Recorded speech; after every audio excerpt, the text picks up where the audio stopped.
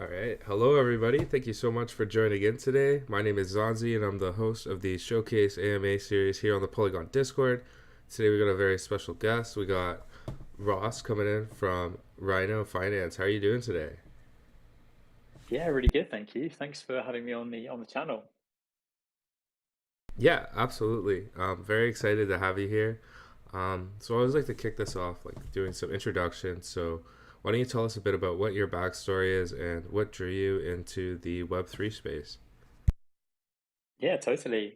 Been in the crypto space for about 6 years now. So joined from a very much like a TradeFi background, but was always interested in technology, and then made the jump over to Bitfinex to work at Bitfinex on their decentralized exchange technology, incubating a project within Bitfinex, which we then span out to become what is now known as Rhino.fi. It's gone through many guises over the years, but yeah, that's the background. Yeah, and what's your current role within the Rhino 5 team? Within the Rhino.fi team, the co-founder, we're a team of about 30 people now. So we started off very small, with just five of us, but now growing to a size because there's so much to do and not enough time to build it all in. Yeah, for sure. So, what inspired like the creation of Rhino 5, and like what is like the key problems you guys are tackling? Yeah, so I think as everyone knows, over the past couple of years, we've seen two big issues. One is crazy gas prices on mainnet Ethereum, and the other is lots and lots of different chains. And navigating all of this is really complex and confusing. So the premise of Rhino.fi is to remove all of that friction, allowing you to access all of the best opportunities in DeFi, but from one platform. To give some concrete examples of that, for example, you deposit your funds to Rhino.fi. So, say you have one wallet like MetaMask, you deposit your funds to Rhino.fi, and then you can access different opportunities, but just from that one account, all controlled by Rhino.fi. So, for example, we've now launched a Polygon outpost, which is our first chain outpost, which means that you've got your funds on Rhino.fi, you can access all of the top tokens on the Polygon network, all from your one account. So you don't need to worry about funding or bridging your tokens, or having Matic, for example, in a wallet to pay for gas. You can just do everything from the Rhino.fi platform. So this is removing a whole load of friction and complexity. And although that doesn't sound particularly amazing by itself, you can hardly call us a multi-chain if we've just got Ethereum and Polygon, right?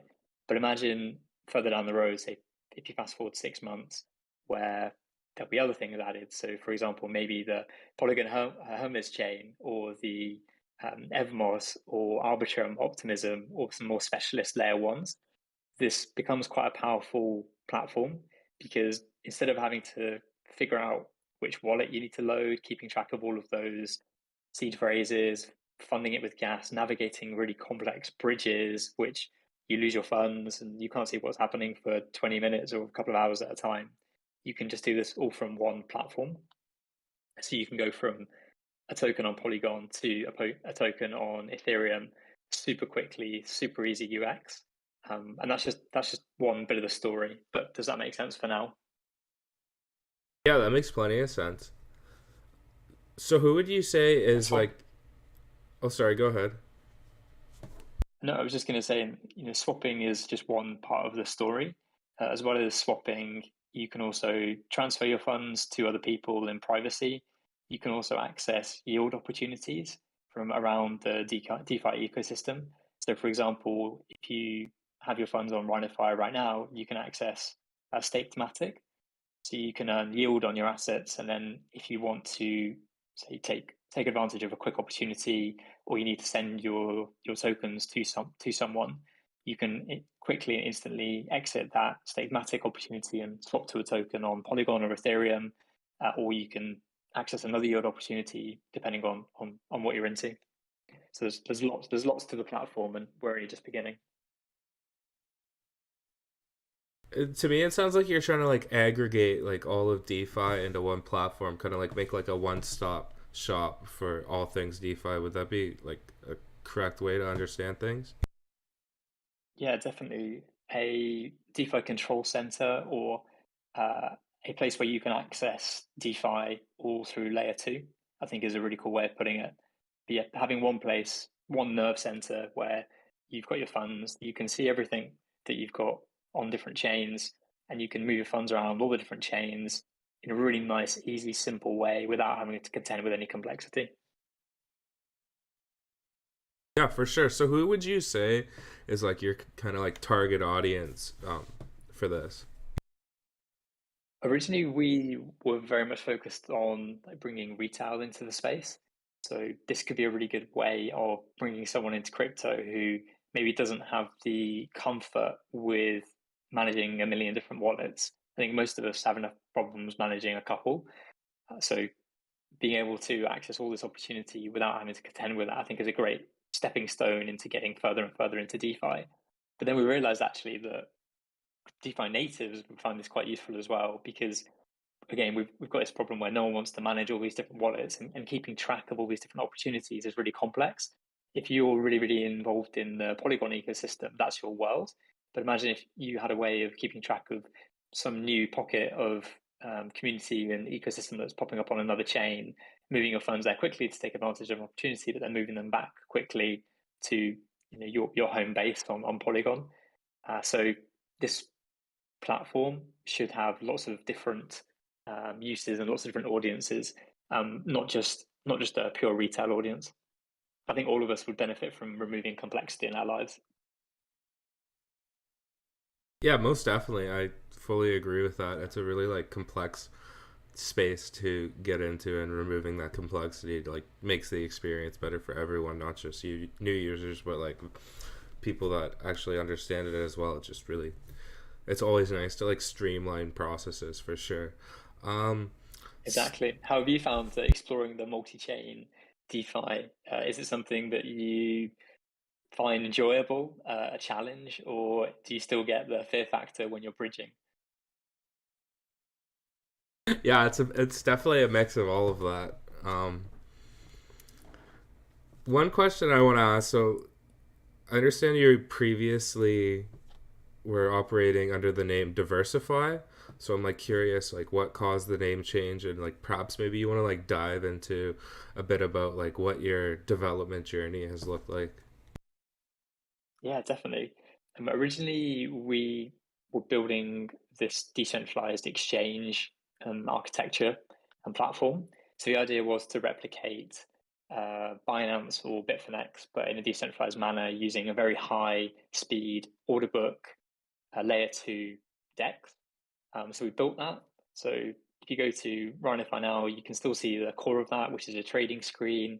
You've got hidden orders, stop limit orders, crazy deep liquidity, which is aggregated from lots of different places in this very high order book, a high speed order book marketplace. And that was great. But we realized that actually people don't just want to trade the top 20 DeFi tokens with really good liquidity and low fees. They want access to everything. They want access to stuff not just on Ethereum or Polygon, but lots of different chains as well. So we started building this layer two platform or portal, as you put it earlier, and that really is where we're moving. But we still had this legacy DEX branding and association. So to move away from that pure DEX platform, we rebranded as Rhino.fi. And Rhino.fi is kind of cool because, first of all, people can spell it. Nobody can spell diversify, but there's lots of stuff you can do with Rhino. So it's meant to be reflective of the fact that you're kind of exploring this DeFi and multi-chain ecosystem. So not just a pure financial DeFi thing, but you're actually exploring lots of DeFi, and that's why we renamed the product. It's a really nice line in the sand, getting away with the old and in with the new. Plus, people can spell it.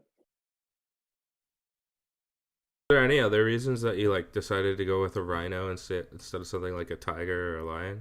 Just curious. When you go through a rebranding exercise, it's amazing because you do think about all this sort of stuff, and there's lots more crazy stuff that we could have done. but it needs to be something that's like non-offensive to different cultures, hasn't already been done. You can get their website address, something like we were pretty keen on something animal related, but you'd be surprised about the amount of animals that are already in crypto in terms of either tokens or platforms. But Rhino was a good one. It seemed to tick a lot of boxes, and also it means money in Old English. A fun fact there. So Rhino just seemed to speak to us. Okay, fantastic. That makes a lot of sense then. Um, the relation to Old English. And it's really good, like strong animal. So very tough, resilient. Lots Exactly, of really good grabbing traits. DeFi by the horns. Yeah, I like it. The branding is on Stackies. point. Um, DeFi traders have got thick skins, all this sort of stuff. yeah, that's another good one. Absolutely. So do you guys have a token? We do have a token, yes. A token's called a DVF token, and it's our governance token. And it's pretty cool. So we've got quite a cool governance system where elements of the protocol are completely owned by a DAO, which is completely controlled by DVF holders. The DVF holders can vote on all sorts of things, such as contract upgrades, fees on the platform, and this is inbuilt into the protocol level. DVF is the token of that DAO, and DVF holders can vote to veto spending proposals. They can vote on spending proposals, the signaling proposals. So yeah, that's the way that the token works at the moment. What I will say is it's very much in its infancy. There was lots of plans to do fee sharing and lots of other utility, but we wanted to keep the DVF token a bit of a blank slate for now, so that as the platform grows, it becomes more clear what the role of the token is in the kind of the new platform and the new protocol going forward, that we can then keep an open mind and then bring utility to the token that way, instead of funneling it too narrowly to begin with. For example, using it as a gas token, etc. That's great, but once you build that into your protocol, it kind of limits you for what you can do in the future. So DVF is the token, and it's a bit of a blank slate at the moment, apart from the governance, which is very much built into the platform. Okay, cool. And like, do you have any? How do you guys generate revenue? Yeah, revenue is very much on the swap fees. So the service that the Rhino.fi platform offers is close to instant or very fast swapping and moving your funds around the different ecosystems. Privacy, you can withdraw your funds to other wallet addresses in privacy, so you can break that flow of funds across the platform, the various blockchains, and for that, there's a fee on swaps, which eventually will probably go back to DVF holders once the governance vote. So yeah, that's the way that the platform eventually will make money.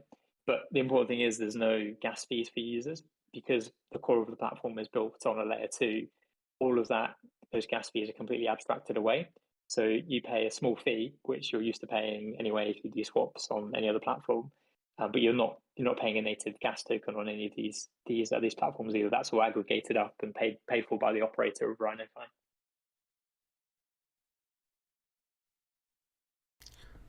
Interesting. And one thing I totally want to ask is this like self custody completely like.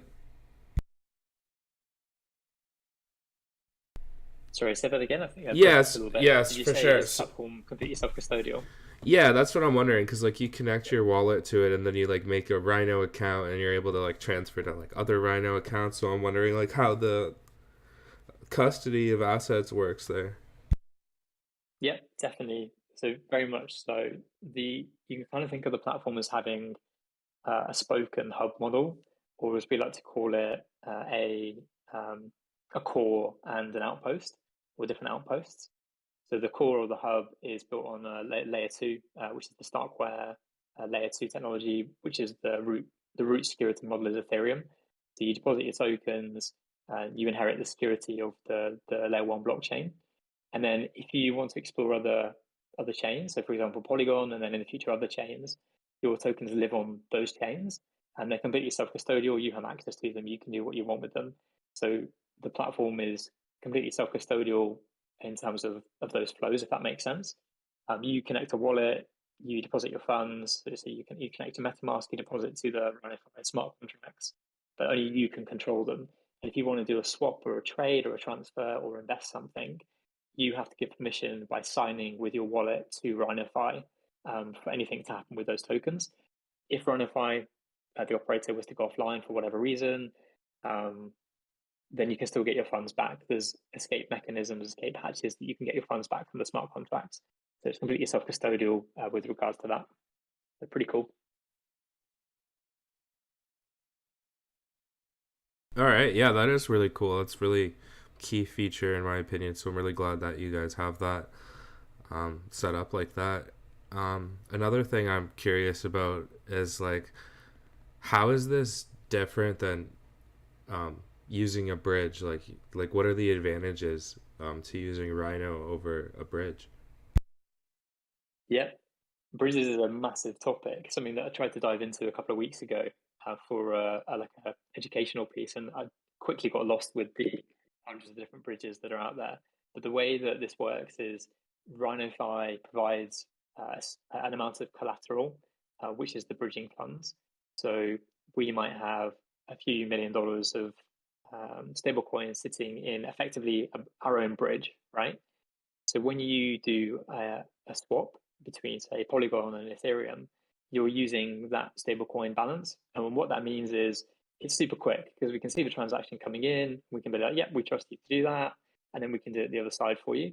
So all of that bridging is done via Rhino.fi collateral, and then we rebalance in the background. And the advantage to that is you're not waiting for native bridges or very complex bridges in terms of security and validation to process your funds. It happens instantly, and the way that we do that is because we're offering up our own collateral to make that whole process a lot quicker. So it means cheaper bridging, it means quicker bridging, and the only downside is that Rhino.fi, we have to put the collateral up to do that. As a user, you're you only get benefits.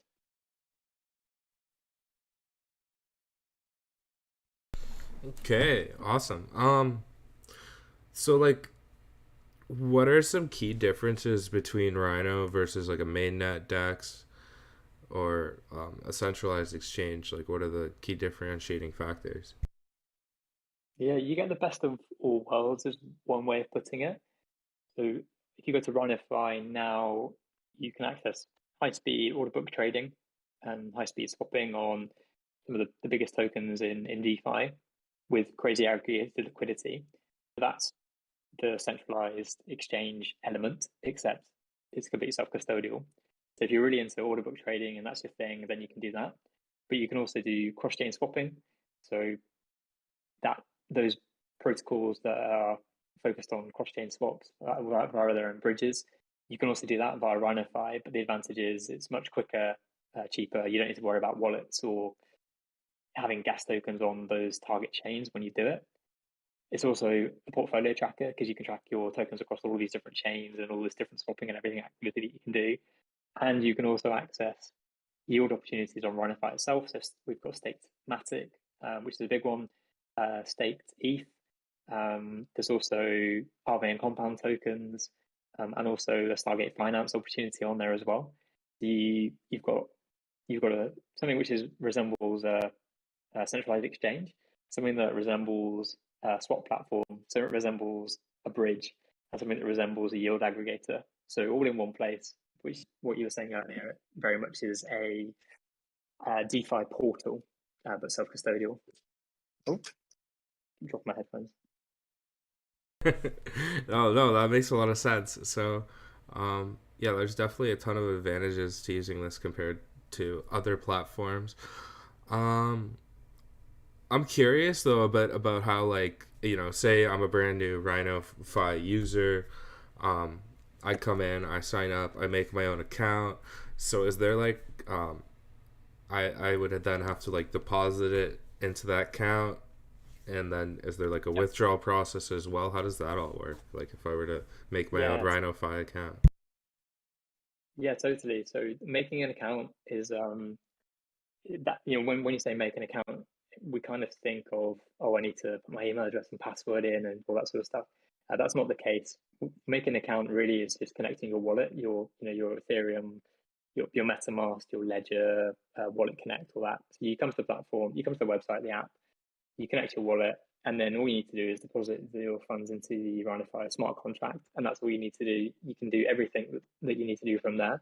So you might deposit your funds, say, Matic tokens to Rhino.fi, and then you can access all the opportunities across chain just with that one token. You don't need to deposit, say, gas tokens for different chains or stable coins or anything like that. You can do everything you need to just from that one account, that base, if you like.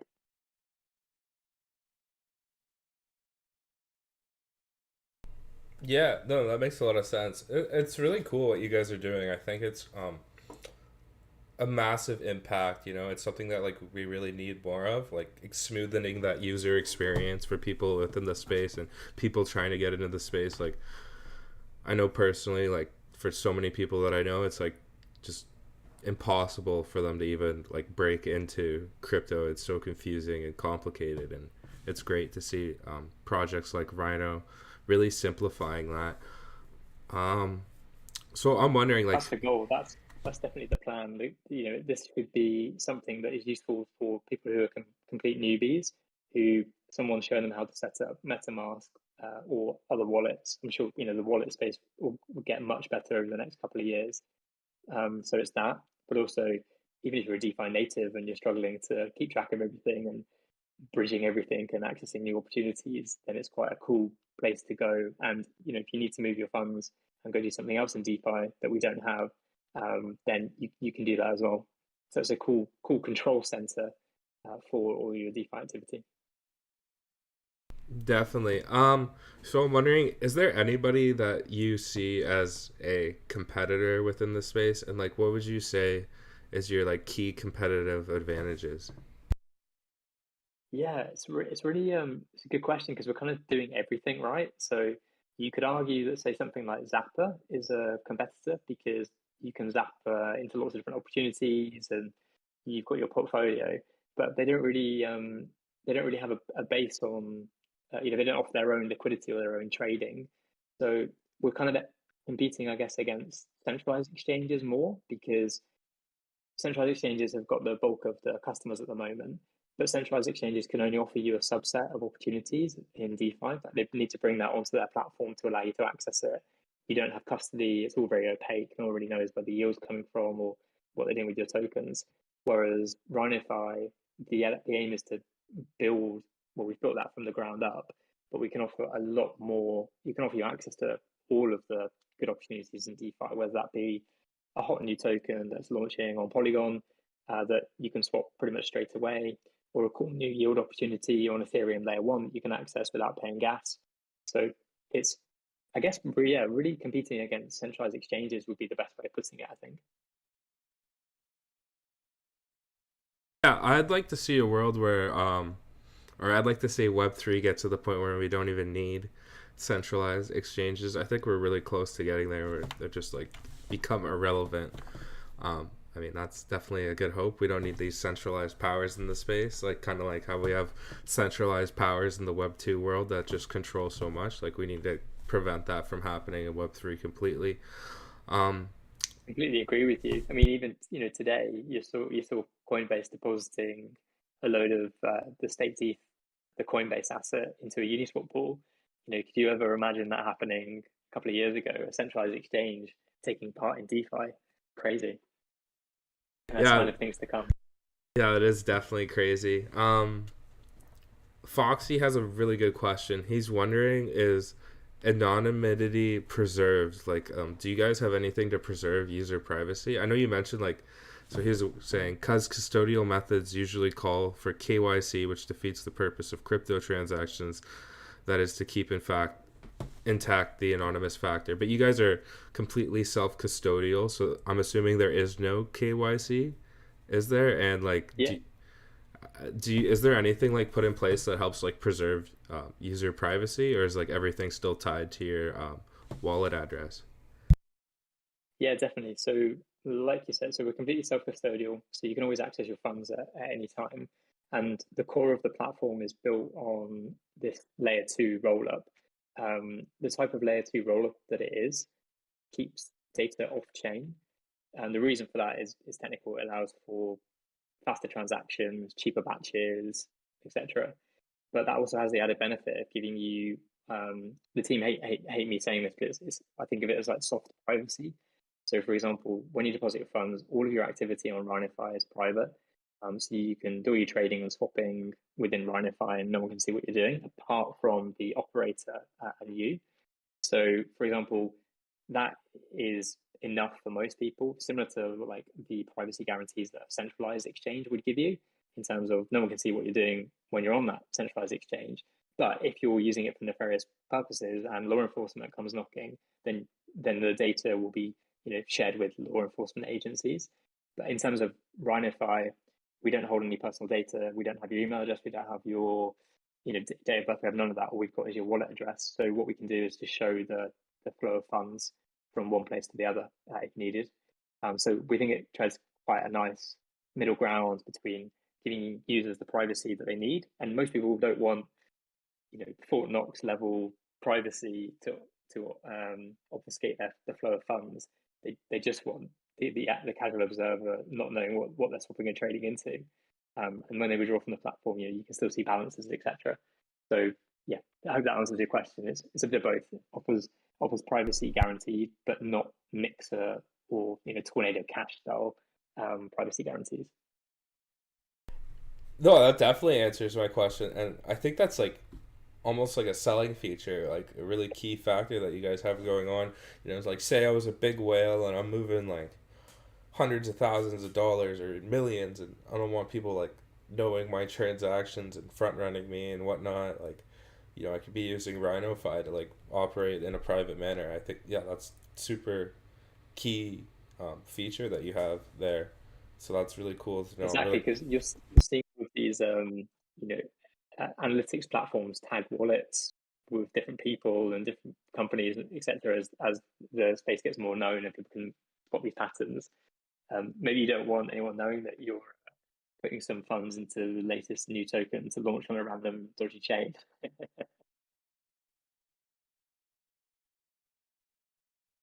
Right. Yeah. Thank you so much, Foxy, for asking that. That was a great question. And if anybody else has questions that they want to ask, feel free to just drop them in the text channel. I'll make sure that we get them to Ross. Well, we're lucky enough to have him here. Another thing that like I want to inquire about was just kind of like the whole security side of things. Like, have you guys undergone any audits and like made sure like the systems you have in place are all secure? Like, yeah, really good question. So yes is the answer. So everything's audited. That's just a standard. So those audits are all done. But an extra element that I think should give users comfort is we've been operating the core of the platform on this rollup, this Starkware rollup for 2 years now. We were one of the first rollup platforms to launch, and there's been no issues with that rollup ever since it was launched. No users ever lost any funds from the rollup. It's never been hacked or compromised or anything like that. And also, the type of rollup that we use for the core of the platform is the same core as other big projects like DYDX, Immutable X, so rare, however you pronounce it.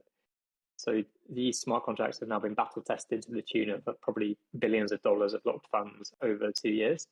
So not only are they audited, they've also stood the test of time. And although no smart contract can ever be entirely foolproof, I'm sure, this has been operating now for 2 years without any issues, and it has been securing a lot of funds. okay, yeah, that's really good to know that these are like tried and tested methods. That definitely adds a lot to understanding that it's a secure protocol to use.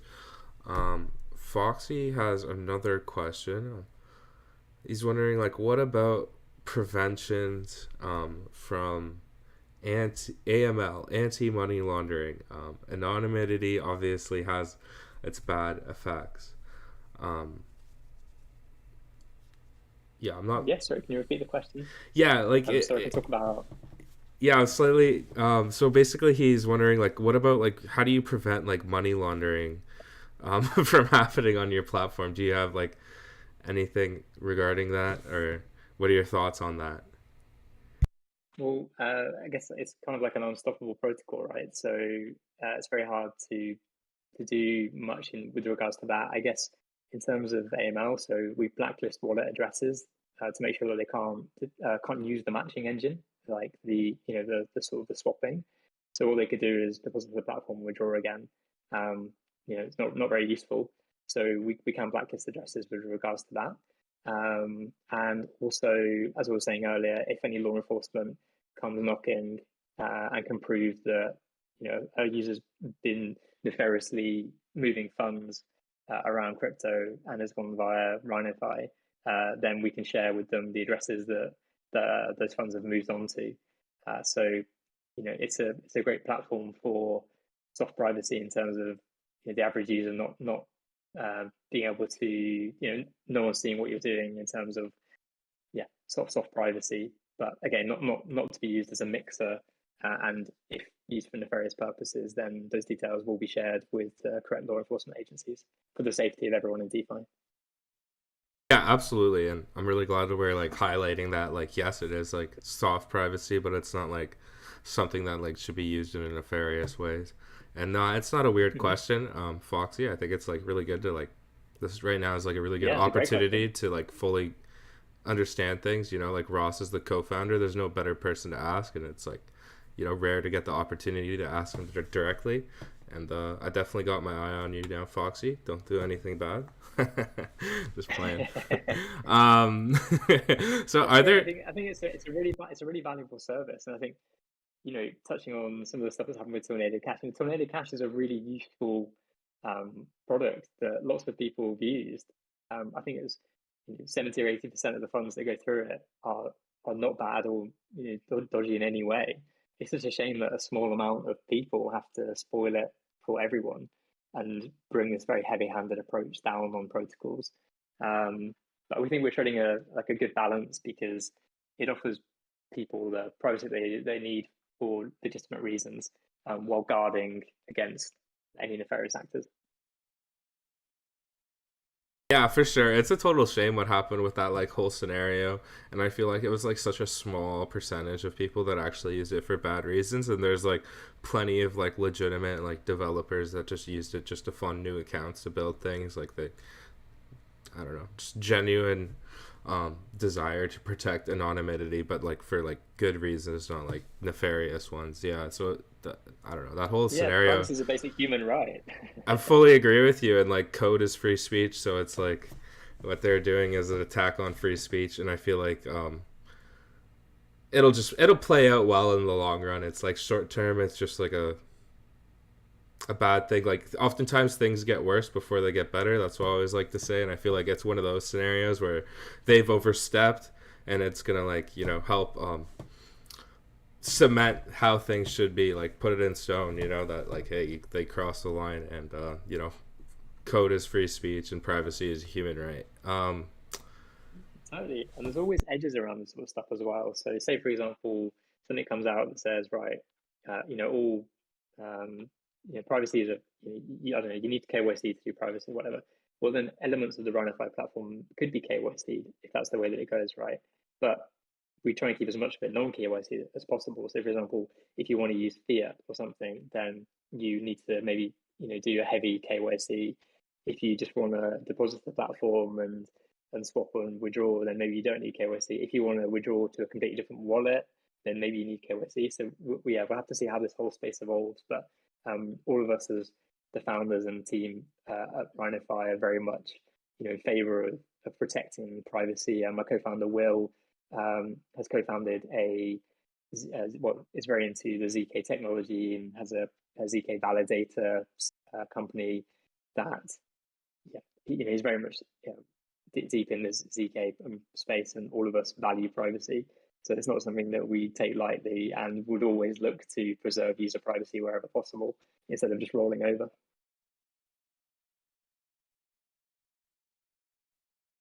Definitely. That's yeah. It's really exciting. Everything that's going on in the space and chaotic. Like there's new narratives, new things evolving all the time. Weird stuff happening all the time. It's so weird. So I'm wondering, like, do you guys have any like I don't know what would some key milestones and achievements be for you guys that you've like checked off so far? Key achievements are launching on Ethereum, launching on Polygon, and there'll be lots more outposts coming. So as the platform grows, we'll be adding new outposts or chains, which make this whole cross-chain, frictionless cross-chain accessing DeFi much more powerful. So really, really excited about that coming up over the next couple of months. And then just really learning from the users who are using this to see how they want to use it, which chains to go onto first, what opportunities they want to access, how to use the platform. I think that's going to be really exciting. But the main thing is launching new outposts to increase the amount of opportunities available to people who use Rhino.fi.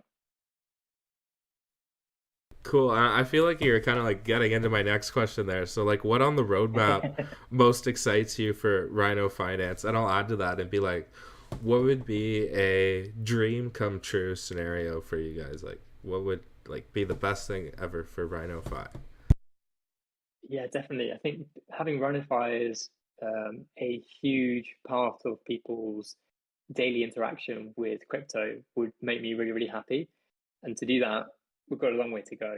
We need to add lots of new chains and ecosystems so that you can access swapping, yield, sending, all those different chains, and then also move with the narrative. So if there's a really cool load of activity going on, being able to surface that to users. So maybe you're not full-time crypto like us, maybe you've got a full-time job, you have your funds on Rhino.fi and you check it every couple of days, like highlighting what you can and can't do with your funds to those users, with the end goal being that we want to bring DeFi to the masses. So anybody, not just crypto degens or private VCs, should be able to access all the best opportunities in DeFi.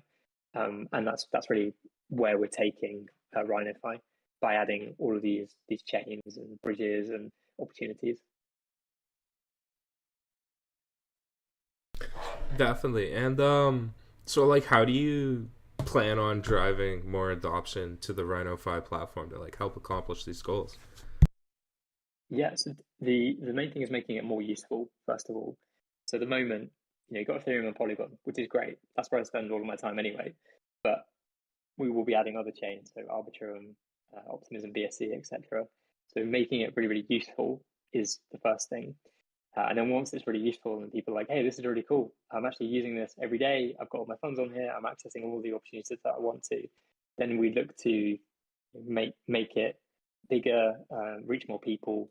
So we look to do incentives, whether that be, we're toying with the idea of some sort of like stampede event, we're calling it. We're playing on the Rhino thing where you do missions and you get rewarded, similar to Coinbase Learn or Zapper missions, etc. So I think that'd be really one way of doing it. But then hopefully, as the platform becomes more and more useful, and we add some incentives on top of it, uh, then the word just spreads. So there'll be some cool referral programs and ways that the community can get involved and help and spread the word. But the core thing is making it a super useful place for your day-to-day crypto activity. Yeah, so essentially like you're planning on building out the platform more, making it like have like way more usages, way more applications, and then once you've like achieved that, you're gonna want to drive more attention and involvement like to the platform and get everyone like identifying with the rhino, doing the stampede. I like that a lot. That's the plan. I think it's a great plan. Cool. It seems like we have a bunch of new people in here, so I just want to highlight again. If you have any questions for Ross, feel free to drop them in the chat. And yeah, I guess like we've already touched on this one quite a bit, but like, what would you say is your thesis or your philosophy like behind like creating Rhino.fi? Philosophy or thesis behind creating Rhino.fi, the mission is being able to bring DeFi to the masses. That's what really makes us tick. We were talking about this the other day, and as I was saying earlier, we started life as a high-speed layer 2 order book DEX, and that was great, but we realized that actually that wasn't that exciting for us. There's very few people that you would consider like traders in this space. Most people are, casual swappers, casual investors, want to be part of crypto for everything that it's doing in terms of breaking apart old stereotypes and finding new ways of deriving value. So we have created Rhino.fi with this whole mission to open up all these closed pockets of activity that are really complex for people to get into and get involved with, because they're on a chain that needs a brand new wallet setting up, or has a gas token that you need, or the tokens are really complicated and no one knows really what they're buying, or no one really knows how to access a really complicated pool or yield opportunity because maybe they don't have the comfort to. And we want to bring all of that not onto one platform, because that's the wrong way of putting it, but allowing you to access it all from our platform. That's the goal. So giving people the tools they need to make the most of all this fantastic opportunity that is happening in crypto, not just if you're a crypto DGen or an insider. And that's really what makes us tick. That's fantastic, and I feel like that's really in sync with like Polygon's mission, which is bring mass adoption to DeFi, particularly Ethereum, right? Like we want to help onboard the next 1 billion users into the Web3 space. So I feel like we're kind of like hand in hand in that mission, like trying to accomplish it together. So that's fantastic to hear. And speaking about Polygon, like this whole conversation, like I'm getting like the sense that you're a bit of a Polygon maxi almost, like you seem like a. So I'm just like curious, like what's appealing to you about Polygon, and like why did Rhino.fi decide to deploy on Polygon? Yeah, definitely. I think Polygon was amazing because Polygon's always put the everyday user at its heart. So if you actually want to use a blockchain or crypto, it makes total sense to do your activity on Polygon. If you don't need Fort Knox level security guarantees of say Ethereum or Bitcoin, then and you want a platform that is actually usable, then Polygon is that, and it's brilliant. But not just that. Polygon's technology roadmap has never stops moving. We're really good friends with the Polygon Hermes guys, Geordie and all those guys. We have done a DevCon experiment with them. We helped them research their ZK technology back when it was going to be used for zero knowledge identity and KYC. This is probably going back almost 4 years ago now. Really love those guys. They were the people that kind of cemented my love of crypto, to be honest, because they just speak about the space so passionately. So the fact that Polygon took a bet on them early and said, hey, we really love this idea and we can help you bring this technology to a massive market, I think is really cool. So I really like the way that Polygon is going to have this complete menu of different chains and networks depending on your particular use case. So whether you want to have a zero cost game, which is really, the gas fees are completely abstracted away from the users, or whether you want something else, then Polygon's kind of going to have that for you. Is that why you kind of fell in love with the Polygon ecosystem and the technology to begin with, or is it something completely different? I love hearing all that, because it's exactly pretty much the same, right? Like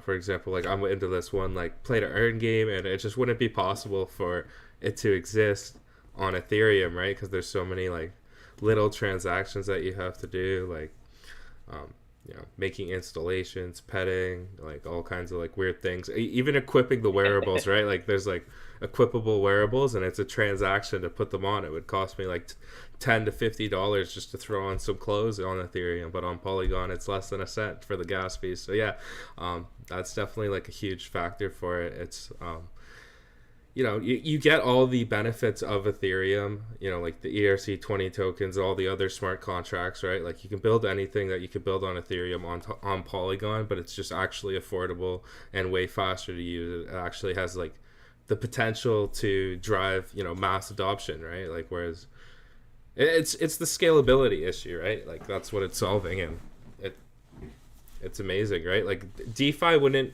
on Ethereum wouldn't be nearly as accessible for me and like basically everybody on the planet. So Yep. Yeah, I completely agree with you. awesome. So I feel like we've got like a really high level overview of Rhino.fi. Is there anything that you want to talk about that we haven't already touched on? No, I think that's great. I think we've touched on all the different areas of the platform, the technology, where we're going, how Polygon's involved, and have been big supporters of us over the past few months as we've got this rolling. So I think unless there's any questions, we could probably wrap things up there. And yeah, people can always ask in Discord if there's anything they want to find out more about. Yeah, most definitely. I've really enjoyed this conversation.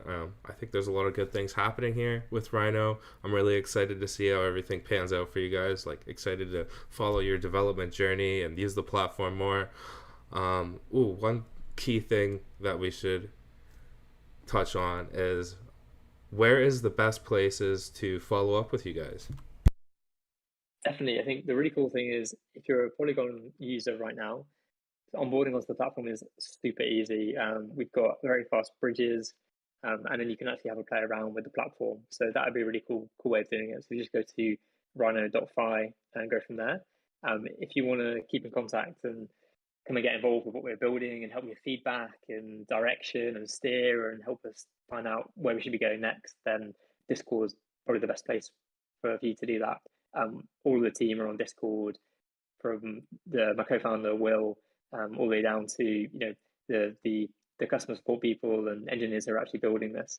So the whole team's on there. So if you want to come and hang out, then Discord's the best place to be. Otherwise, just give the platform a go. The onboarding from Polygon's really easy.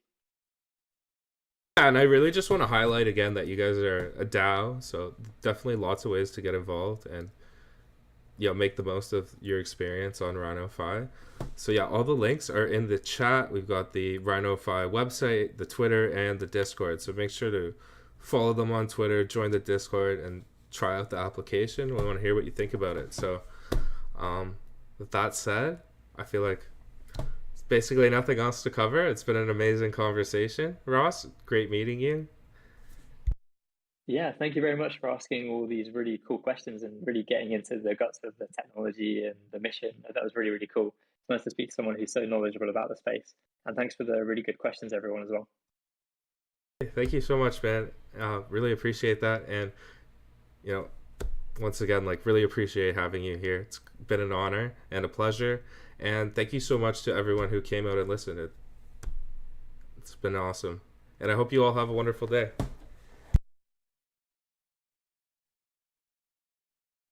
All right, guys, I'm going to shut down the event. Bye, everyone.